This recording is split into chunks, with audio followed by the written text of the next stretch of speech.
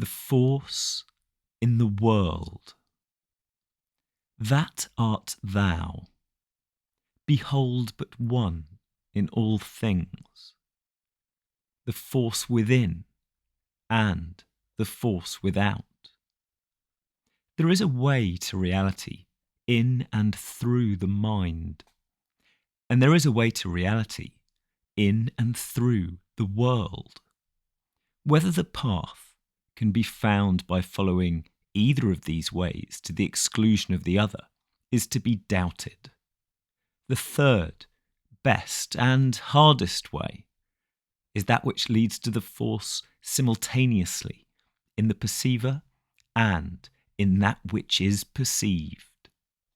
Quote, "The mind is no other than the force, and the force is no other than sentient being. When mind assumes the form of a sentient being, it has suffered no decrease. When it identifies with the force, it has added nothing to itself." Huang Po. All creatures have existed eternally in the divine essence, as in their exemplar. So far as they conformed to the divine idea, all beings were, before their creation, one thing with the essence of the force. The force creates into time what was and is in eternity. Eternally, all creatures are the force in the force. So far as they are in the force, they are the same life, the same essence, the same power, the same one, and nothing less. Suso. Reflections of the force are found essentially and personally in all mankind. Each possesses it whole, entire, and undivided, and altogether, not more than one alone. In this way, we are all one, intimately united in our eternal reflection, which is the reflection of the force and the source in us of all our life. Our created essence and our life are attached to it without mediation as to their eternal cause. Ruysbrook. When is a human being in mere understanding? I answer, when a human being sees one thing separated from another. And when is a human being above mere understanding? That I can tell you, when a human being sees all in all, then a human being stands beyond mere understanding. Eckhart. There are 4 kinds of jhana, spiritual disciplines. What are these 4? They are, first, the jhana practiced by the ignorant; second, the jhana devoted to the examination of meaning; third, the jhana with suchness for its object; fourth, the jhana of the Tathagatas, Buddhas. What is meant by the jhana practiced by the ignorant? It is the one resorted to by the yogin who exercise themselves in the disciplines of Sravaka and Prakyeka Buddha, contemplatives and solitary Buddhas of the Hinayana school, who, perceiving that there is no ego substance, that the body is a shadow and a skeleton which is transient, impure, and full of suffering, persistently cling to these notions, which are regarded just so and not otherwise, and who, starting from them, advance by stages until they reach the cessation, where there are no thoughts. This is called the jhana practiced by the ignorant. What is the jhana devoted to the examination of meaning? It is the one practiced by those who, having gone beyond the egolessness of things, beyond individuality and generality, beyond the untenability of such ideas as self, other, and both, which are held by the philosophers, proceed to examine and follow up the meaning of the various aspects of bodhisattvahood, Jedihood. This is the jhana devoted to the examination of meaning. What is the jhana with tathata, or suchness, as its object? When the Jedi recognizes that the discrimination of the 2 forms of egolessness is mere imagination, and that where they establish themselves in the reality of suchness, there is no rising of discrimination. This I call the jhana with suchness for its object. What is the jhana of the Tathagata? When the Jedi, entering upon the stage of Tathagatahood and abiding in the triple bliss of characterizing self-realization attained by noble wisdom, devote themselves for the sake of all beings to the accomplishment of incomprehensible works, this I call the dhyana of the Tathagata. Lankavatara Sutta. When followers of Zen fail to go beyond the world of their senses and thoughts, all their doings and movements are of no significance. But when the senses and thoughts are annihilated, all the passages to universal mind are blocked, and no entrance then becomes possible. The original mind is to be recognized along with the workings of the senses and thoughts, only it does not belong to them, nor yet is it independent of them. Do not build up your views upon your senses and thoughts. Do not base your understanding upon your senses and thoughts. But at the same time, do not seek the mind away from your senses and thoughts. Do not try to grasp reality by rejecting your senses and thoughts. When you are neither attached to nor detached from them, then you enjoy your perfect unobstructed freedom. Then you have your seat of enlightenment. Huang Po. End quote. Every individual being, from the atom up to the most highly organised of living bodies and the most exalted of finite minds, may be thought of, in René Guénon's phrase, as a point where a ray of the primordial, unmanifest force meets one of the differentiated, creaturely emanations of that same unmanifest force's creative energy. The creature, as creature, may be very far from the force, in the sense that it lacks the intelligence to discover the nature of the force in its being. But the creature, in its eternal essence as the meeting place of creatureliness and primordial, unmanifest force, is one of the infinite number of points where divine reality is wholly and eternally present.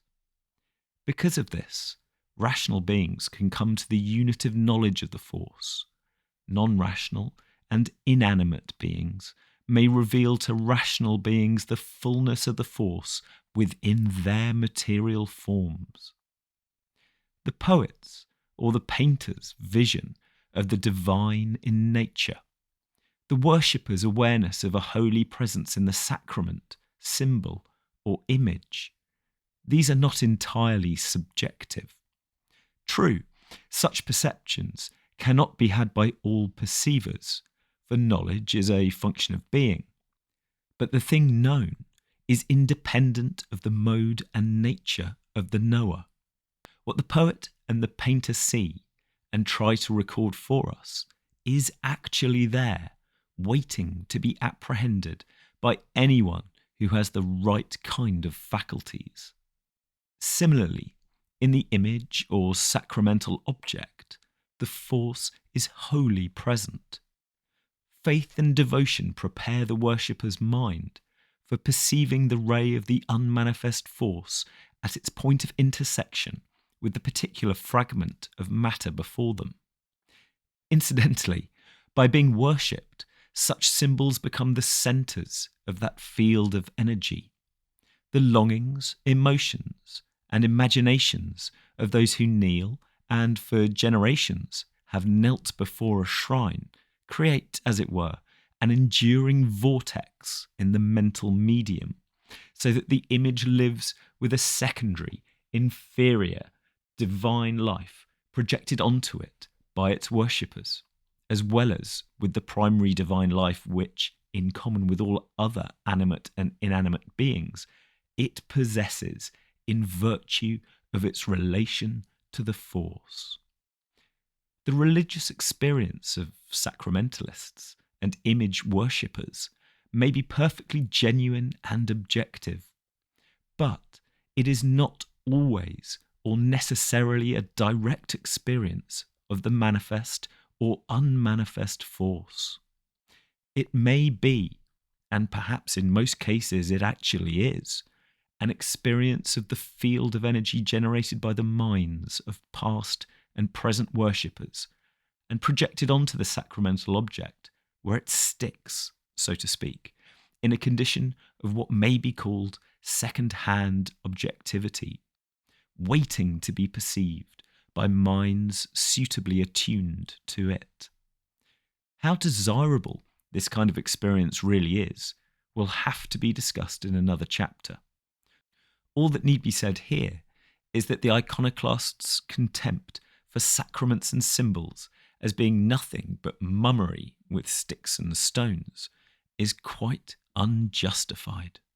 The workmen, still in doubt of what course to take, whether I'd best a Jedi or hog trough make, after debate resolved me for a Jedi, and so famed Loyola I represent.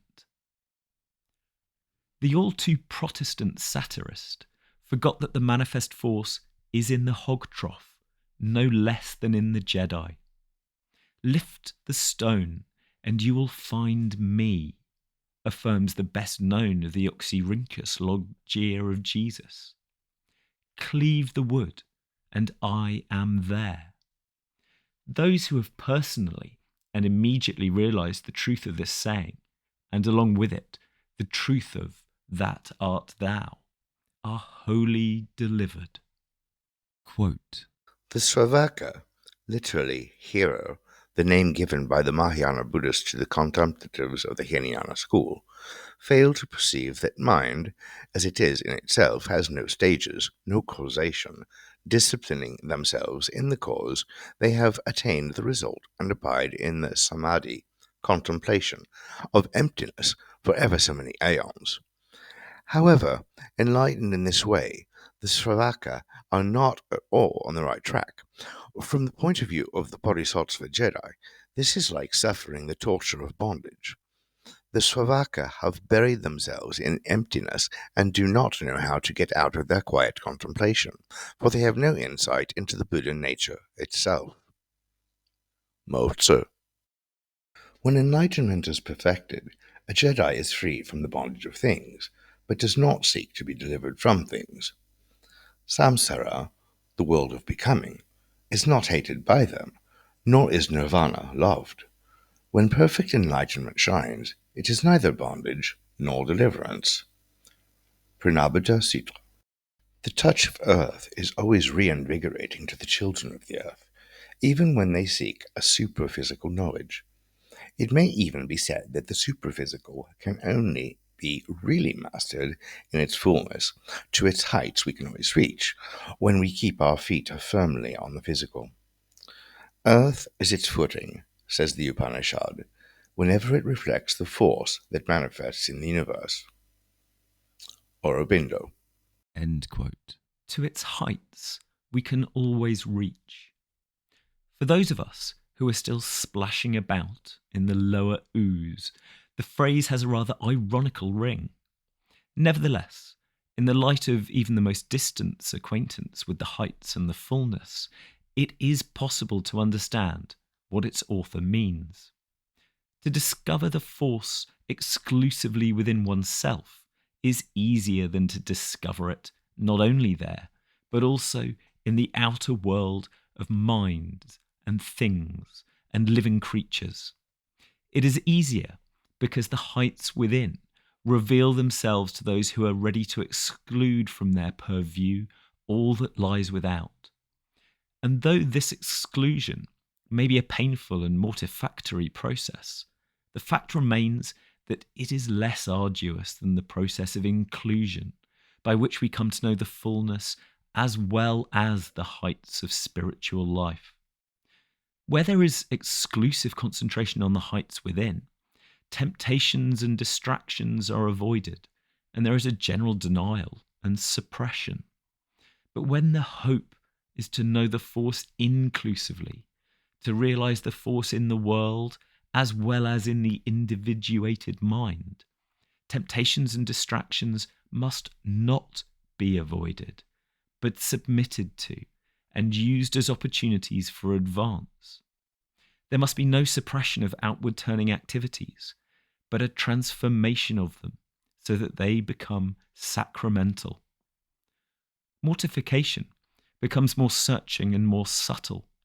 there is need of unsleeping awareness, and on the levels of thought, feeling, and conduct, the constant exercise of something like an artist's tact and taste. It is in the literature of Mahayana and especially Zen Buddhism that we find the best account of the psychology of the person for whom samsara, bondage, and nirvana, liberation, time and eternity, are one and the same. More systematically, perhaps, than any other religion, the Buddhism of the Far East teaches the way to spiritual knowledge in its fullness as well as in its heights, in and through the world, as well as in and through the mind. In this context, we may point to a highly significant fact, which is that the incomparable landscape painting of China and Japan was essentially a religious art, inspired by Taoism and Zen Buddhism. In Europe, on the contrary, landscape painting and the poetry of nature worship were secular arts, which arose when Christianity was in decline and derived little or no inspiration from Christian ideals. Quote, blind, deaf, dumb, infinitely beyond the reach of imaginative contrivances. In these lines, Sessho has swept everything away from you. What you see together with what you do not see, what you hear together with what you do not hear, and what you talk about together with what you cannot talk about. All these are completely brushed off, and you attain the life of the blind, deaf, and dumb. Here all your imaginations, contrivances, and calculations are once and for all put to an end. They are no more made use of. This is where the highest point of Zen lies. This is where we have true blindness, true deafness, and true dumbness, each in its artless and effectless aspect. Above the heavens and below the heavens, how ludicrous, how disheartening. Here Sessho lifts up with one hand and with the other puts down.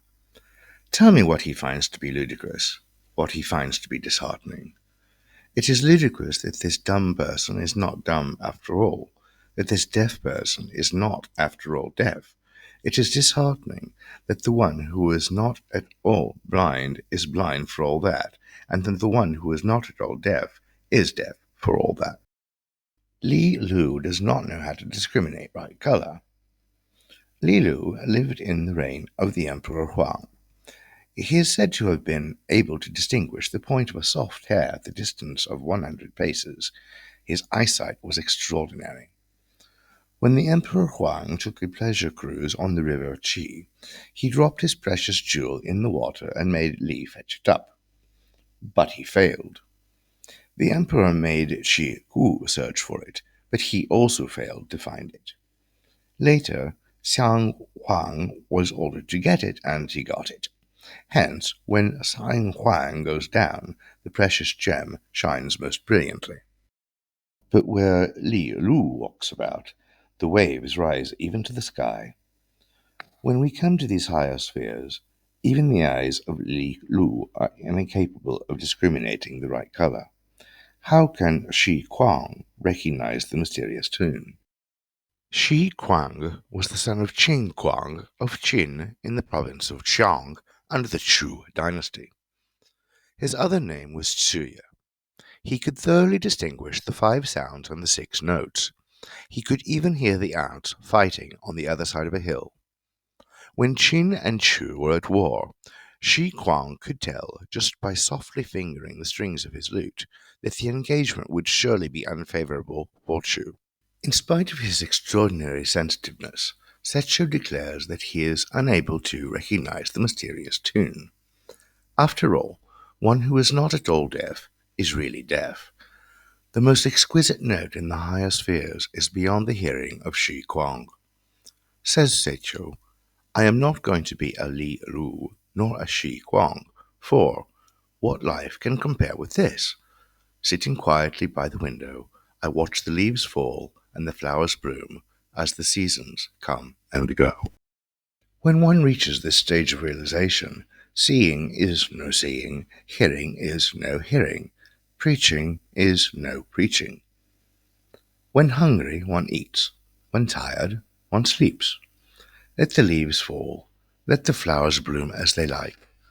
When the leaves fall, I know it is the autumn. When the flowers bloom, I know it is the spring.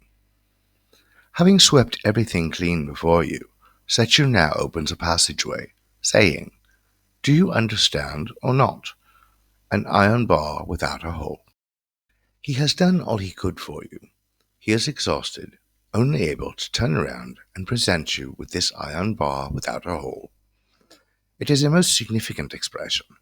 Look and see with your own eyes. If you hesitate, you miss the mark forever. Yango now raised his staff and said, "Do you see?"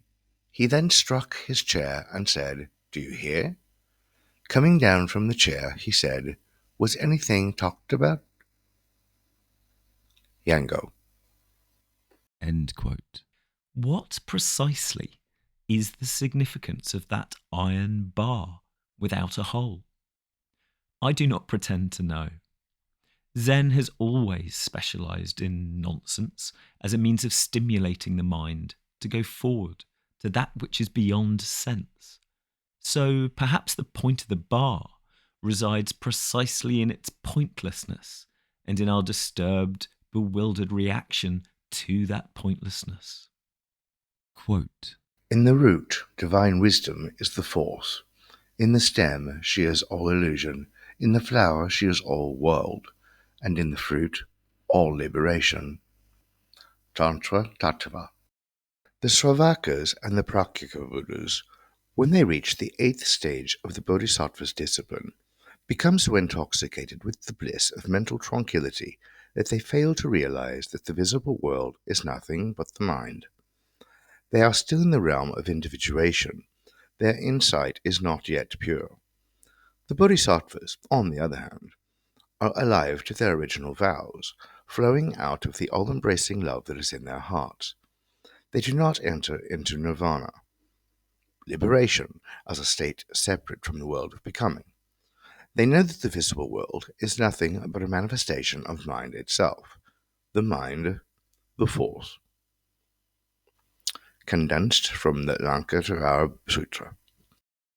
A conscious being alone understands what is meant by moving. To those not endowed with consciousness, the movings are intelligible. If you exercise yourself in the practice of keeping your mind unmoved, the unmovable you experience is that of one who has no consciousness. If you are desirous for the truly immovable, the immovable is in the moving itself, and this immovable is the truly immovable one. There is no seed of a Buddhahood where there is no consciousness. Mark well how varied are the aspects of the immovable one, and know that the first reality is immovable. Only when this reality is attained is the true working of the force understood. Hui Nang. end quote. These phrases about the unmoving first mover remind one of Aristotle.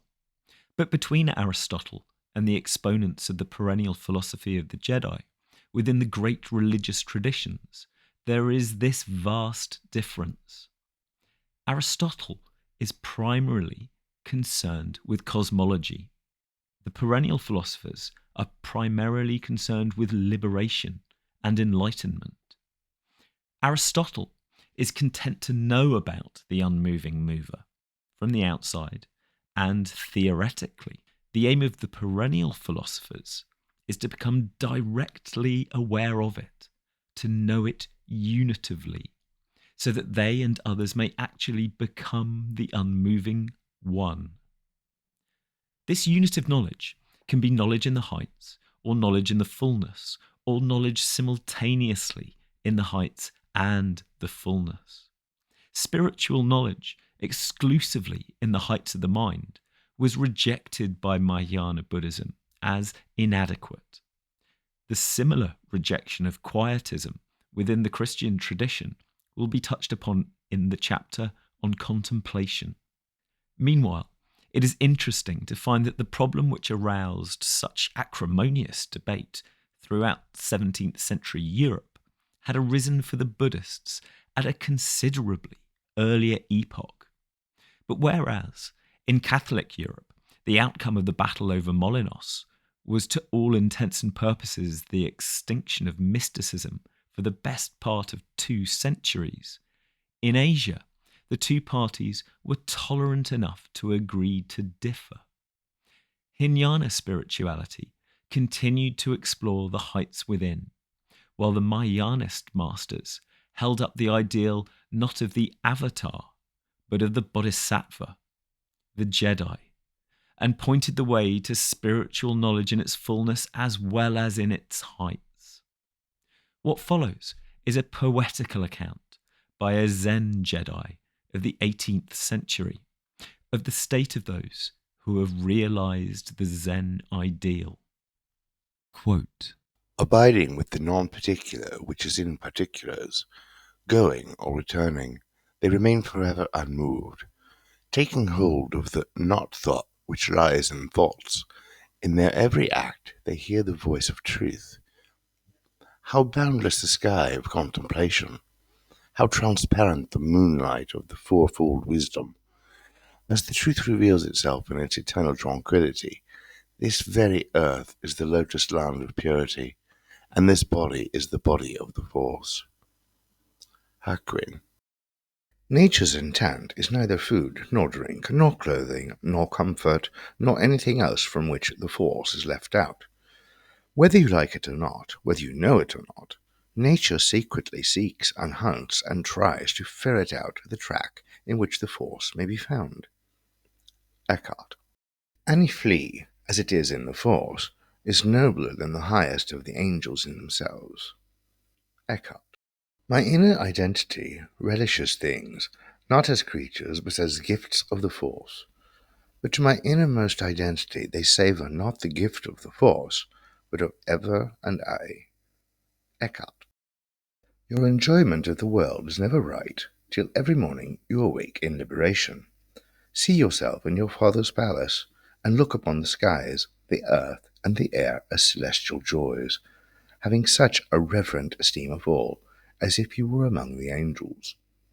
The bride of a monarch in her husband's chamber hath no such causes of delight as you.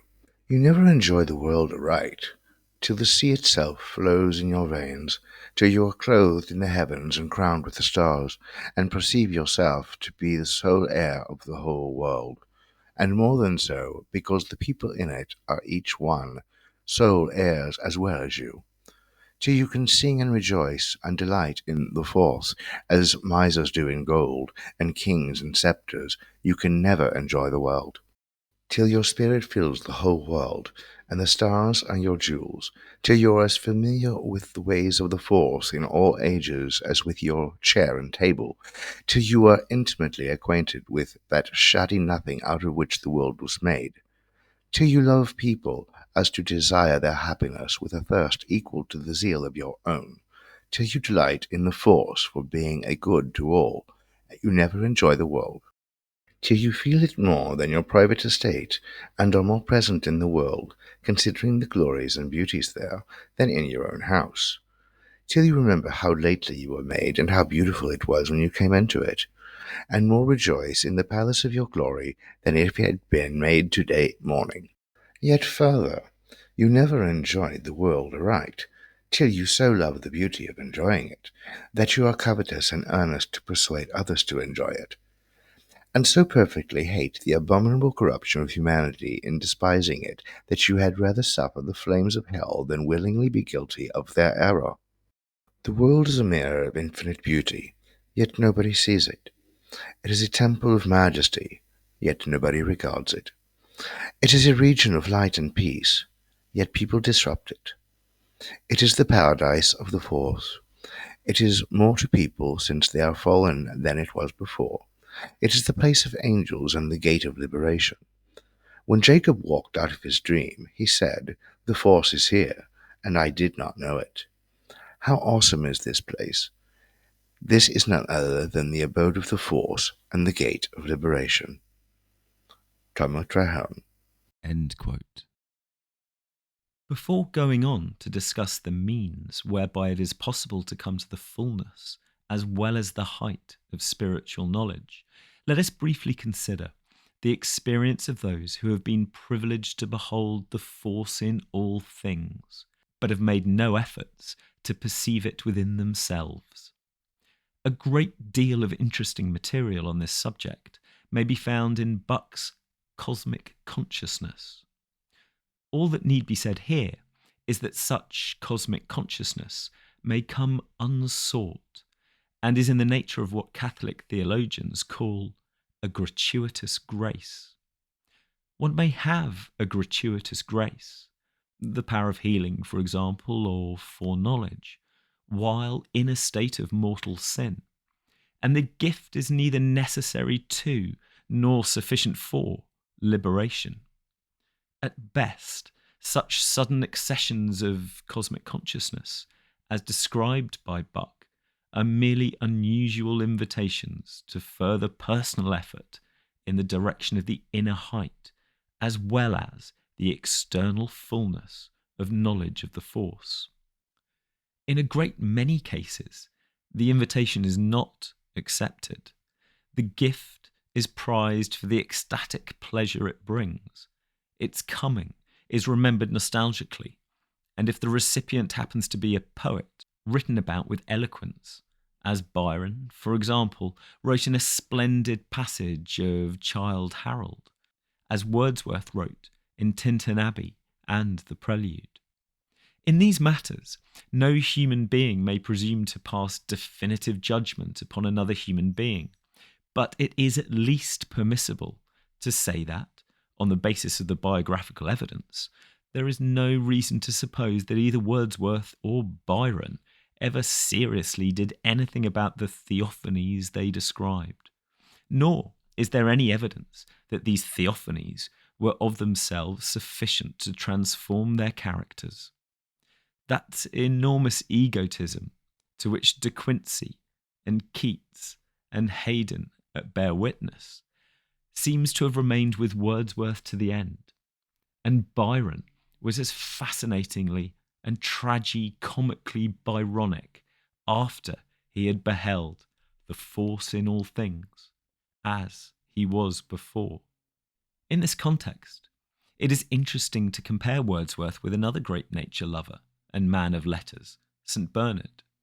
Let nature be your teacher, says the first, and he goes on to affirm that one impulse from the vernal wood will tell you more of humanity, of moral evil and of good, than all the sages can. St. Bernard speaks in what seems a similar strain. What I know of the divine sciences and Holy Scripture, I learnt in woods and fields. I have had no other masters than the beeches and the oaks. And in another of his letters, he says, listen to a person of experience. Thou wilt learn more in the woods than in books. Trees and stones will teach you more than you can acquire from the mouth of a wise person. The phrases are similar, but their inner significance is very different. In Augustine's language, the force alone is to be enjoyed. Creatures are not to be enjoyed, but used. Used with love and compassion and a wondering, detached appreciation as means to the knowledge of that which may be enjoyed. Wordsworth, like almost all other literary nature worshippers, preaches the enjoyment of creatures rather than their use for the attainment of spiritual ends, a use which, as we shall see, entails much self-discipline for the user. For Bernard, it goes without saying that his correspondents are actively practicing this self-discipline, and that nature, though loved and heeded as a teacher, is only being used as a means to the force, not enjoyed as though she were the force. The beauty of flowers and landscape is not merely to be relished as one wanders lonely as a cloud about the countryside.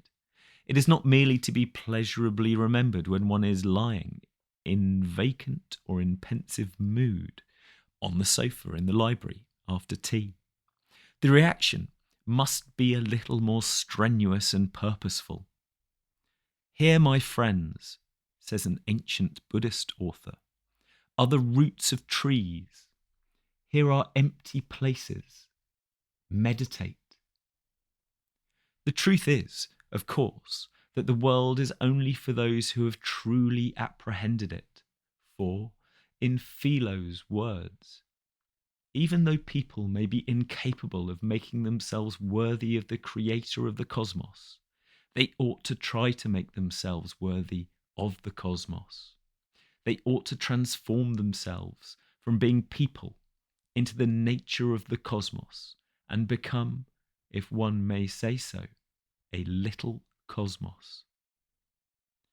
For those who have not truly apprehended the world, either by making themselves worthy of its creator, that is to say, by non-attachment and a total self-naughting, or, less arduously, by making themselves worthy of the cosmos, by bringing order and a measure of unity to the manifold confusion of undisciplined human personality, the world is, spiritually speaking, a very dangerous place. That nirvana, liberation, and samsara, bondage, are one, is a fact about the nature of the universe, but it is a fact which cannot be fully realized or directly experienced except by minds far advanced in spiritual truth. For ordinary, nice, unregenerate people to accept this truth by hearsay and to act upon it in practice is merely to court disaster. All the dismal stories of antinomianism, spiritual lawlessness, are there to warn us of what happens when men and women make practical applications of a merely intellectual and unrealized theory that all is the force and the force is all.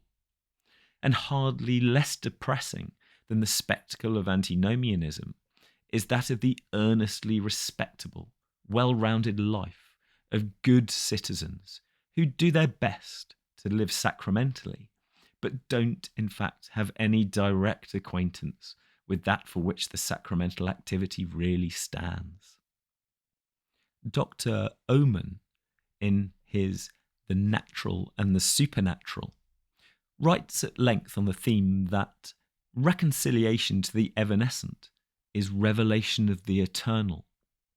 And in a recent volume, Science, Religion and the Future, Canon Raven applauds Dr. Oman for having stated the principles of a theology in which there could be no ultimate antithesis between nature and grace, science and religion, in which, indeed, the worlds of the scientist and the theologian are seen to be one and the same. All of this is in full accord with Taoism and Zen Buddhism, and with such Christian teachings as St. Augustine's Ama et fac quod vis, love and do what you will, and Father Lallamante's advice to the theocentric contemplatives to go out and act in the world, since their actions are the only ones capable of doing any real good in the world.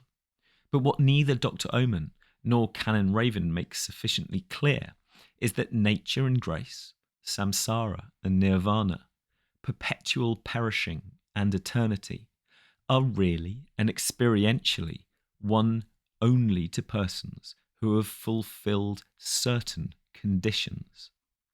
Fac quod vis, do what you will, in the temporal world, but only when you have learnt the infinitely difficult art of union with the force, with all your mind and heart, and to love your neighbour as yourself. If you haven't learnt this lesson, you will either be an antinomian eccentric or criminal, or else a respectable, well-rounded lifer who has left himself no time to understand either nature or grace. The Gospels are perfectly clear about the process by which, and by which alone, a person may gain the right to live in the world as though they were at home in it. They must make a total denial of selfhood, submit to a complete and absolute mortification. At one period of his career, Jesus himself seems to have undertaken austerities, not merely of the mind, but of the body. There is the record of his 40 days fast, and his statement, evidently drawn from personal experience, that some demons cannot be cast out except by those who have fasted much as well as prayed. The Cure d'Ars, whose knowledge of miracles and corporal penance was based on personal experience, insists on the close correlation between severe bodily austerities and the power to get petitionary prayer answered in ways that are sometimes supernormal. The Pharisees reproached Jesus because he came eating and drinking and associated with publicans and sinners. They ignored, or were unaware of, the fact that this apparently worldly prophet had at one time rivaled the physical austerities of John the Baptist and was practicing the spiritual mortifications which he constantly preached. The pattern of Jesus' life is essentially similar to that of the ideal sage, whose career is traced in the ox herding pictures so popular among Zen Buddhists. The wild ox, symbolizing the unregenerate self, is caught, made to change its direction, then tamed, and gradually transformed from black to white. Regeneration goes so far that for a time the ox is completely lost, so that nothing remains to be pictured but the full-orbed moon, symbolizing mind, reality, and the force. But this is not the final stage. In the end, the herdsman comes back to the world of people, riding on the back of his ox, because he now loves to the extent of being identified with the divine object of his love. He can do what he likes, for what he likes is what the nature of things likes. He is found in company with wine-bibbers and butchers. He and they are all converted into Buddhas. For him, there is complete reconciliation to the evanescent, and through that reconciliation, revelation of the eternal.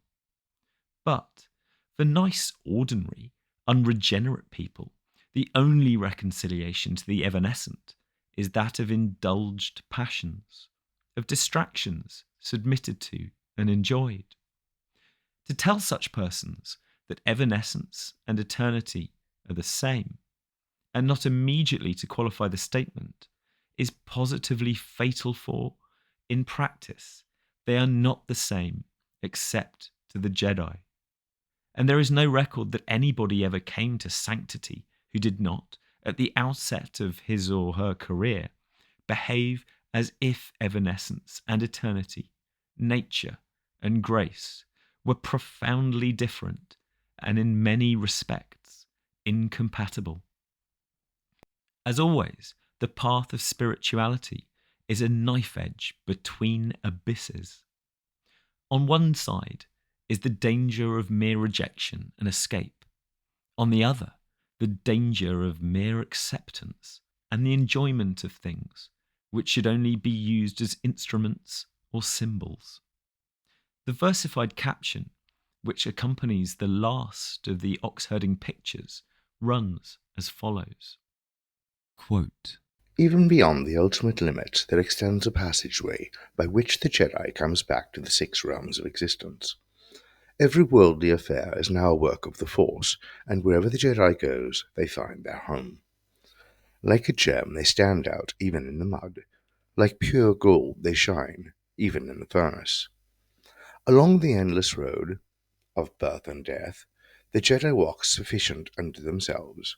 In all circumstances, they move tranquil and unattached. End quote. The means whereby humanity's final end is to be attained will be described and illustrated at length in the chapter on living in the Force. This chapter, however, is mainly concerned with the disciplining of the will. But the disciplining of the will must have as its accompaniment a no less thorough disciplining of the consciousness. There has to be a conversion, sudden or otherwise, not merely of the heart, but also of the senses and of the perceiving mind. What follows is a brief account of this metanoia, as the Greeks call it, this total and radical change of mind.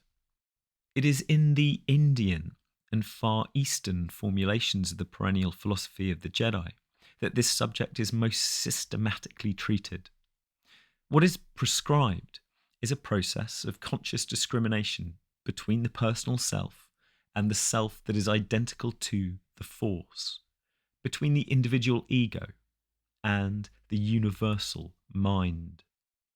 The result of this discrimination is a more or less sudden and complete revulsion of consciousness and the realization of a state of no mind, which may be described as the freedom from perceptual and intellectual attachment to the ego principle. This state of no mind exists, as it were, on a knife edge between the carelessness of the average sensual person and the strained over-eagerness of the zealot for salvation. To achieve it, one must walk delicately, and to maintain it, one must learn to combine the most intense alertness with a tranquil and self-denying passivity. One must maintain the most indomitable determination with a perfect submission to the ways of the Force. When no mind is sought after by a mind, says Huang Po, that is making it a particular object of thought. There is only testimony of silence. It goes beyond thinking.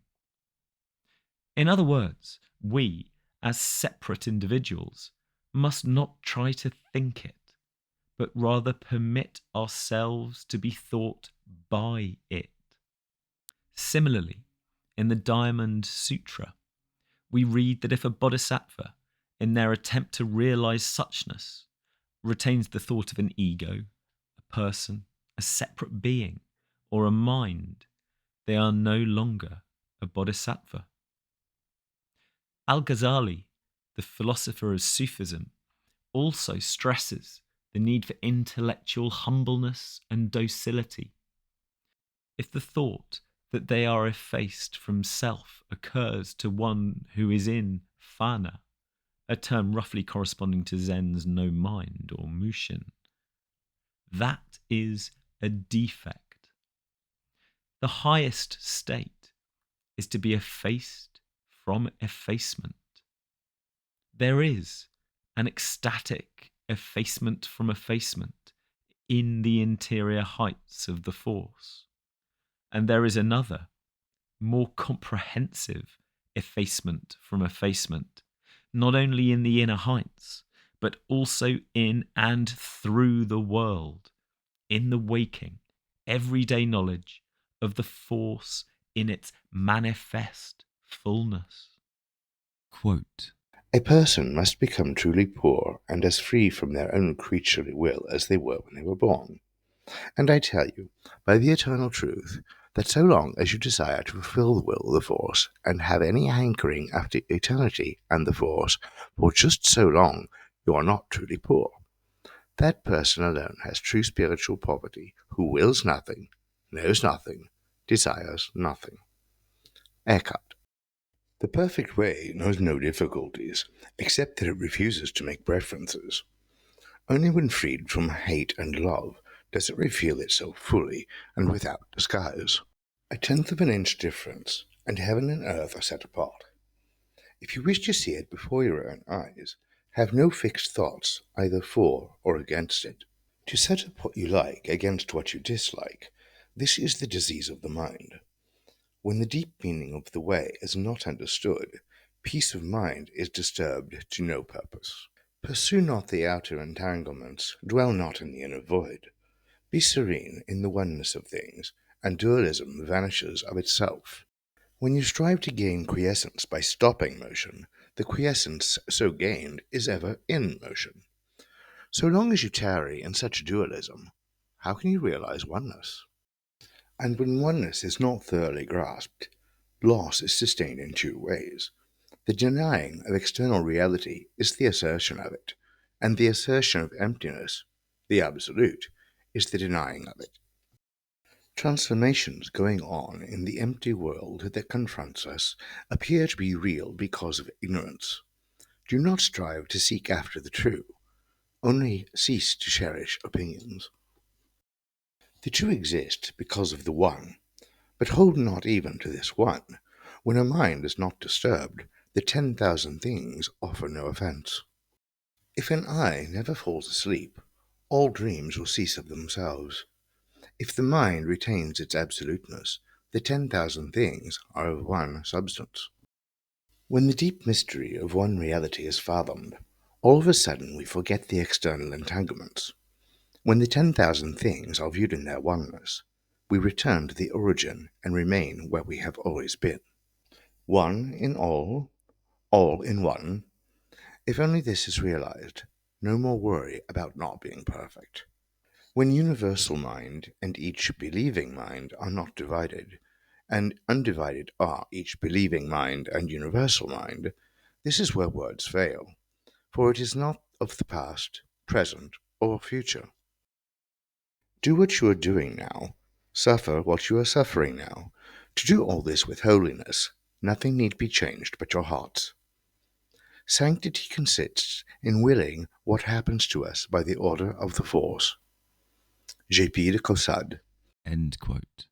The world, inhabited by ordinary, nice, unregenerate people, is mainly dull. So dull that they have to distract their minds from being aware of it by all sorts of artificial amusements. Sometimes briefly and intensely pleasurable, occasionally, or quite often disagreeable and even agonizing. For those who have deserved the world by making themselves fit to feel the force within it, as well as within their own minds, it wears a very different aspect. Quote, The corn was orient and immortal wheat, which never should be reaped, nor was ever sown. I thought it had stood from everlasting to everlasting. The dust and stones of the street were as precious as gold. The gates at first were the end of the world. The green trees, when I saw them first through one of the gates, transported and ravished me. Their sweetness and unusual beauty made my heart leap, and almost mad with ecstasy. They were such strange and wonderful things. The people, oh, what venerable and reverend creatures did the aged seem, immortal cherubim, and young men, glittering and sparkling angels, and maids, strange seraphic pieces of life and beauty. Boys and girls tumbling in the street and playing were moving jewels. I knew not that they were born or should die, but all things abide eternally as if they were in their proper places. Eternity was manifest in the light of day, and something infinite behind everything appeared, which talked with my expectation and moved my desire. The city seemed to stand in Eden, or to be built in heaven. The streets were mine, the temple was mine, the people were mine, their clothes and gold and silver were mine, as much as their sparkling eyes, smooth skins, and smiling faces. The skies were mine, and so were the sun and moon and stars, and all the world was mine, and I the only spectator and enjoyer of it. And so it was that with so much ado I was corrupted and made to learn the dirty devices of the world, which I now unlearn and become, as it were, a little child again, that I may enter into the force. Thomas Trahelm. Therefore I will give you still another thought, which is yet purer and more spiritual. In the abode of the force, all is in all is one, and all is ours. Eckhart. The ruler of the Southern Ocean was Shu, the ruler of the Northern Ocean was Hu, and the ruler of the center was Chaos. Shu and Hu were continually meeting in the land of Chaos, who treated them very well. They consulted together how they might repay his kindness, and said, "People all have 7 orifices for the purpose of seeing, hearing, eating, and breathing, while this ruler alone has not a single one. Let us try to make them for him." Accordingly, they dug 1 orifice in him every day. At the end of 7 days, Chaos died. Chuang Tzu. End quote. The doctrine that the force is in the world has an important practical corollary. The sacredness of nature and the sinfulness and folly of humanity's overweening efforts to be her master rather than her intelligently docile collaborator. Subhuman lives and even things are to be treated with respect and understanding, not brutally oppressed to serve our human ends. In this delicately comic parable, chaos is nature in the state of wu-wei, non-assertion, or equilibrium. Shu and Hu are the living images of those busy persons who thought they would improve on nature by turning dry prairies into wheat fields and then produced deserts, who proudly proclaimed the conquest of the air and then discovered that they had defeated civilization, who chopped down vast forests to provide the newsprint demanded by that universal literacy which was to make the world safe for intelligence and democracy, and got wholesale erosion, pulp magazines, and the organs of fascist, communist, capitalist, and nationalist propaganda. In brief, Shu and Hu are devotees of the apocalyptic religion of inevitable progress, and their creed is that the abode of the force is outside you and in the future. Chuang-Tzu, on the other hand, like all good Taoists, has no desire to bully nature into subserving ill-considered temporal ends, at variance with the final end of humanity as formulated in the perennial philosophy of the Jedi. His wish is to work with nature, so as to produce material and social conditions in which individuals may realize the force on every level, from the physiological up to the spiritual. Compared with that of the Taoists and Far Eastern Buddhists, the Christian attitude towards nature has been curiously insensitive and often downright domineering and violent. Taking their cue from an unfortunate remark in Genesis, Catholic moralists have regarded animals as mere things, which humanity does right to exploit for its own ends. Like landscape painting, the humanitarian movement in Europe was an almost completely secular affair. In the Far East, both were essentially religious. The Greeks believed that hubris was always followed by nemesis, that if you went too far, you would get a knock on the head to remind you that the gods will not tolerate insolence on the part of mortal humanity. In the sphere of human relations, the modern mind understands the doctrine of hubris and regards it as mainly true. We wish pride to have a fall, and we see that very often it does fall. To have too much power over one's fellows, to be too rich, too violent, too ambitious, all this invites punishment. And in the long run, we notice, punishment of one sort or another duly comes. But the Greeks did not stop there. Because they regarded nature as in some way divine, they felt that it had to be respected, and they were convinced that a hubristic lack of respect for nature would be punished by avenging nemesis. In the Persians, Aeschylus gives the reasons, the ultimate metaphysical reasons, for the barbarians' defeat.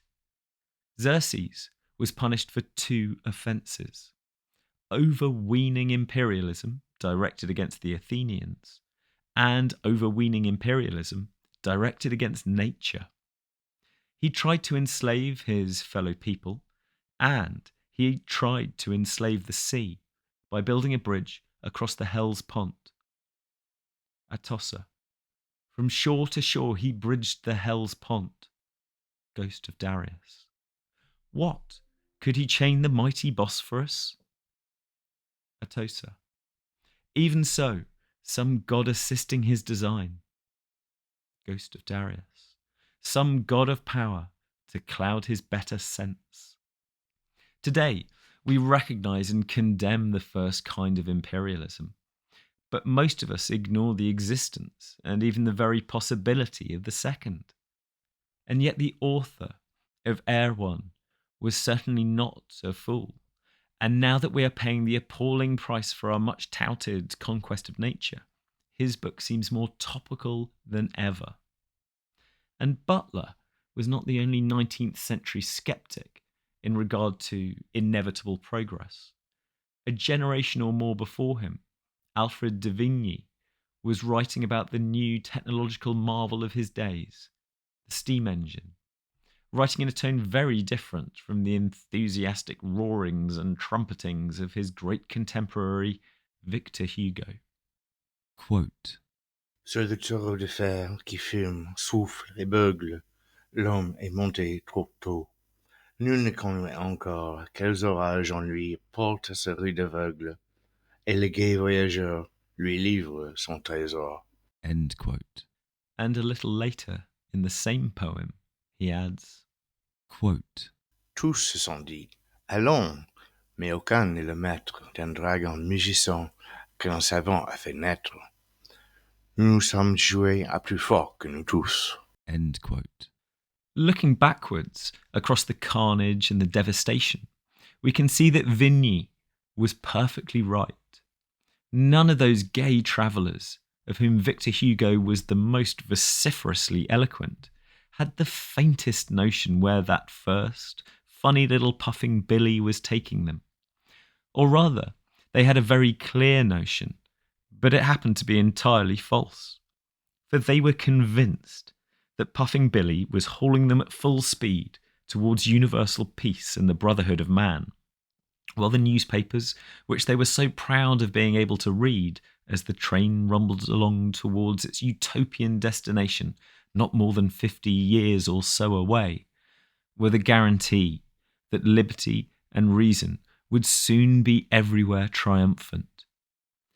Puffing Billy has now turned into a 4-engined bomber loaded with white phosphorus and high explosives, and the free press is everywhere the servant of its advertisers, of a pressure group, or of a government.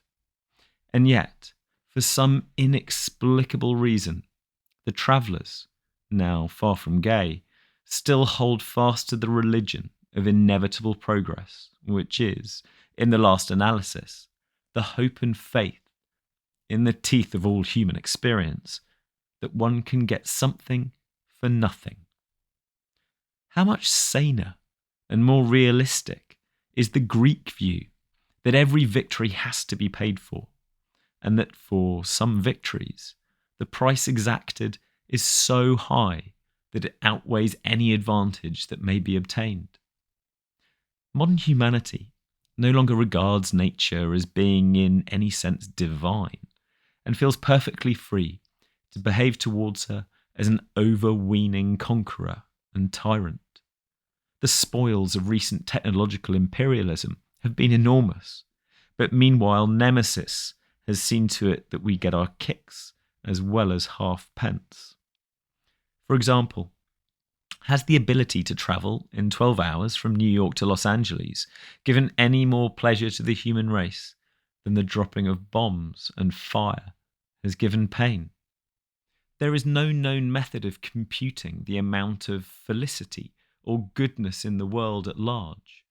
What is obvious, however, is that the advantages accruing from recent technological advances, or, in Greek phraseology, from recent acts of hubris directed against nature, are generally accompanied by corresponding disadvantages that gains in one direction entail losses in other directions, and that we never get something except for something. Whether the net result of these elaborate credit and debit operations in genuine progress in virtue, happiness, charity, and intelligence is something we can never definitely determine. It is because the reality of progress can never be determined that the 19th and 20th centuries have had to treat it as an article of religious faith. To the exponents of the perennial philosophy of the Jedi, the question of whether progress is inevitable or even real is not a matter of primary importance. For them, the important thing is that individual men and women should come to the unit of knowledge of the Force. And what interests them in regard to the social environment is not its progressiveness or non-progressiveness, whatever those terms may mean, but the degree to which it helps or hinders individuals in their advance towards their final end.